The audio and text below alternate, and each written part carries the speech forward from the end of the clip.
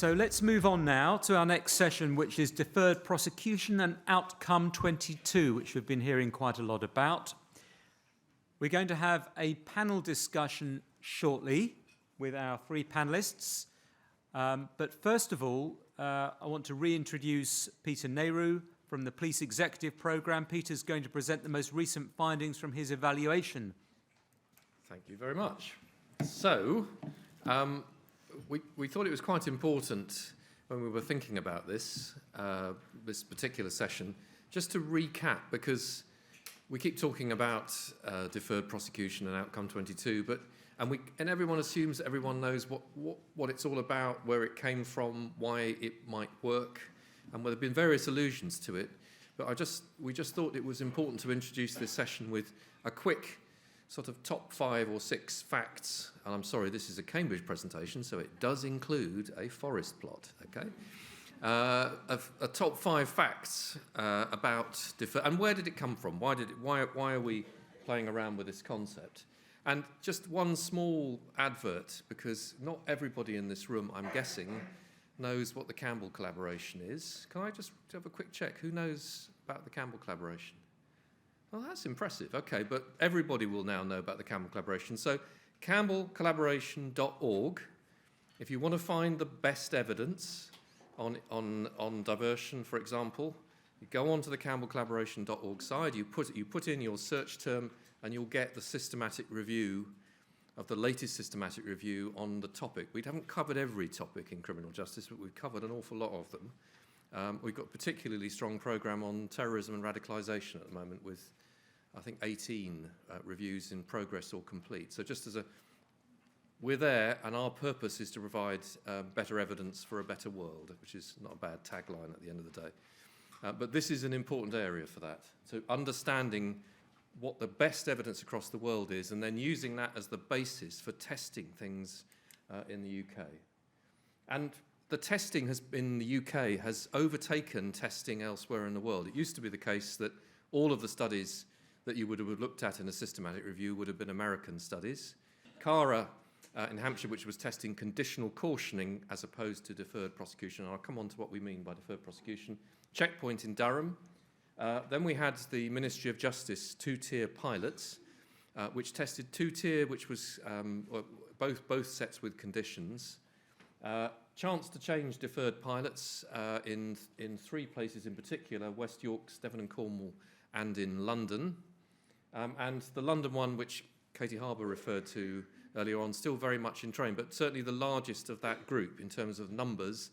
And because it's the 3rd one in the track of Turning Point, Checkpoint, Turning Point London, able to build in a lot of the things that we perhaps didn't get into the first one. So, but in both turning points, we've got effectively trials within a trial where we've looked at victim satisfaction on a range of measures, which, as has been pointed out, is incredibly important. So just go back. We didn't fly this kite of deferred prosecution and testing diversion against court prosecution on the back of an empty envelope. It was on the back of the evidence, and it's a kind of important piece in this is you don't test to hit and hope. You root the idea that you're going to test as carefully as possible in the evidence that's there. And whilst there are frailties in that evidence, there is a surprising amount. You know, the speed matters, that certainty matters, that certain types of treatment are probably more likely to work than others. They're more likely to work with low-harm offenders, or some of them are more appropriate for high-harm offenders. There is more knowledge out there. Some of it is not as certain as it could be and is not as well tested. But you know, it's rarely the case you're starting from zero. And just to point out that it's also important that one on the left-hand side asks the question the other way round. This was the Turning Point project. We started it in Birmingham in 2011 with the chief, Chris Sims, very supportive. That's the cast of thousands. And for those that are thinking, well, where the hell is the Turning Point write-up? I promise you it is written up. We're just waiting for the peer review process to process the 7 or 8 articles, which will cover each aspect, including things like victim-offender overlap in the trial. It'll cover the build of it, the types of treatment we used. It'll cover the the outcomes. It'll cover the race issues. It'll cover the gender issues, etc. And it will all be available shortly, thanks to the Youth Endowment Foundation actually providing with some money to put it together. So that, and just to make this, I mean, for me, this is an incredibly important diagram when you come to deferred prosecutions or cautions. The recognition of your offender population, the people that come to you and get that label, over 60% have no or almost negligible prospect of committing anything serious in the future. Significantly reduced cost. But as Katie said earlier, that reduced cost, a lot of that was sat with the court and sat with the probation service and the sort of processes of criminal justice. The police still made a gain, but it wasn't as large as the gain from. I mean, obviously with the app, that gain increases on the basis of what Jonathan and I and colleagues worked out. Answer to the questions that have been posed quite a number of times was, so what sort of crimes? Well, it was those sort of crimes. There was personal violence, property crimes, particularly things like criminal damage and thefts, and drugs. And then, so we pushed and pushed and pushed. We had these 3 trials, and we pushed and pushed for some recognition, and what we got was a little bit of a whimper, which is outcome 22, which was nicely described in the first session, is a sort of neither in nor out of positive outcomes. So, you know, we could have done with a horse, and we got a sort of slightly droopy camel. But it has at least provided permission to carry on doing this stuff. It's a wedge in the door, and if you want to know a little bit more about, you know, at least one force's experience, Aelfwynn is my current student, just finished and handed a thesis in on outcome 22 in Northumbria. And I'm only going to say one thing about that, and that is it would be really, really nice if we had decent tracking data. And finally, just a reminder of my kind of tripartite 3. If you're going to do this, eligibility screening is critical. The app is a great opportunity. Needs assessment, the app gives you the opportunity to do that in a structured way and have the data, because without the data, you have no idea what's going on. And setting and tracking those conditions, if you have not got a chief officer who is paying attention to this issue and being fed with some decent data, and it's not forming part of your major performance framework, you're not paying attention to it. And I will keep banging on to that with my former colleagues. You absolutely have to pay attention to this. It's a critical part of the system. It should be a larger part of the system, and the evidence supports us using it in a thoughtful, expansive, creative, and innovative way. I'll stop there. Thank you. Come and join the... So Peter's now going to join our panel discussion. And joining me is Sarah Carlsen-Browne, Superintendent at Devon and Cornwall Police. I am Sarah Carlsen-Browne, but I'm Senior Manager for Reducing Reoffending. Oh, sorry. I'd love to be the Superintendent, but thank you. I don't know what that's about then. Apologies for that. Andy Crowe, are you Detective Chief Inspector? Right, good. And Detective Superintendent Aelfwynn Sampson. Yes. You're from Northumbria I am Police. Northumbria, Just yeah. checking. Right. Aelfwynn, can I start with you? Yes, of course. You've done some research on compliance, I believe.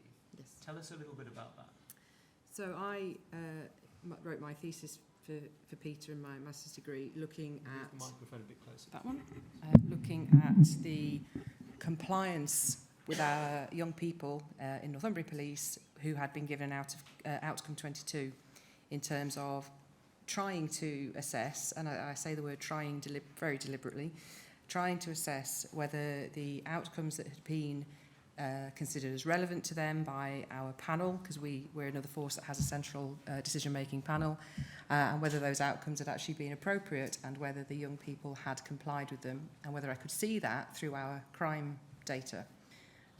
So I tracked across those issues, and it was all 3 years worth of data. It was a really poor data quality picture, which then that became the story of my research, was more around data quality rather than actually being able to say how effective were those outcomes for those young people in terms of some of the interviews I'd wanted to do with the young people, the youth justice teams, etc. That was just not going to happen because of the work I'd had to do around the data cleansing to get a solid base to actually do the analysis of.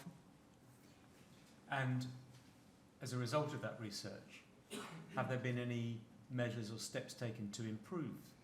Yeah, yes, definitely. We're a force that's actually looking at the app as well.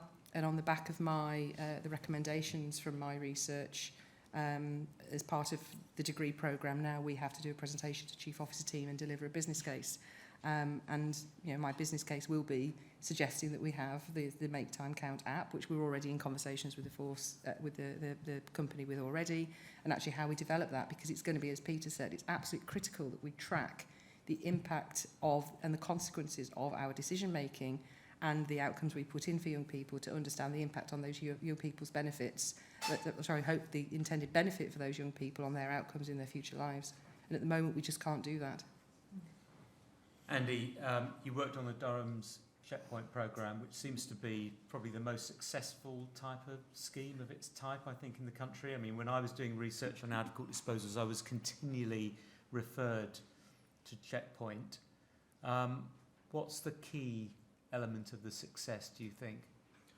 I think it's down to a number of factors. I think it comes down to the original values of the organisation, which is around problem solving, and how that is embedded across the entire organisation, from the chief officer team down to the cops on the ground, the PCSOs or the staff. So it starts with the leadership. Starts with the leadership, and it has to.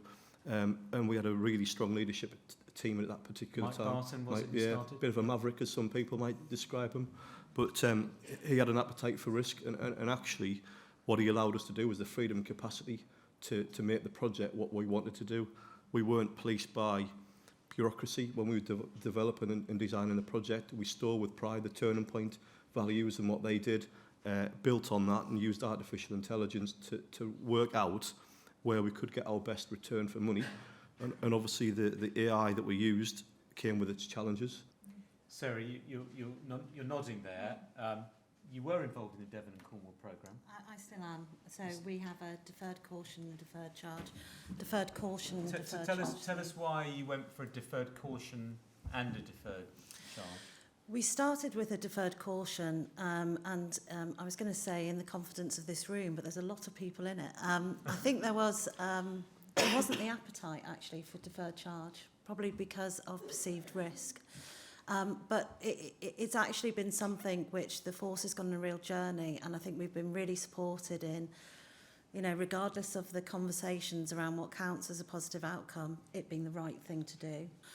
Something which hasn't been mentioned today, which I think is really important, we've talked about the importance of the right interventions, but actually we need to factor in the psychology of people, and they want the opportunity to work off what could be their conviction.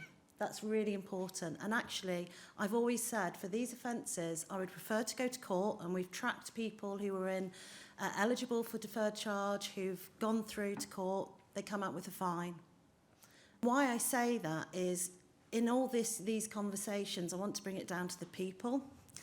And actually, the way in which we can work this is about saying, let's look at the evidence. Labelling, judgment, particularly of low-level offenders, is not conducive to change. And we want to be able to model in the way we respond through those programmes to actually what we want to see in terms of those behaviours going forwards. Okay, I'm sorry, I'm going to have to end it there because we're running a bit behind time. No, But thank you very much to Peter, to Andy.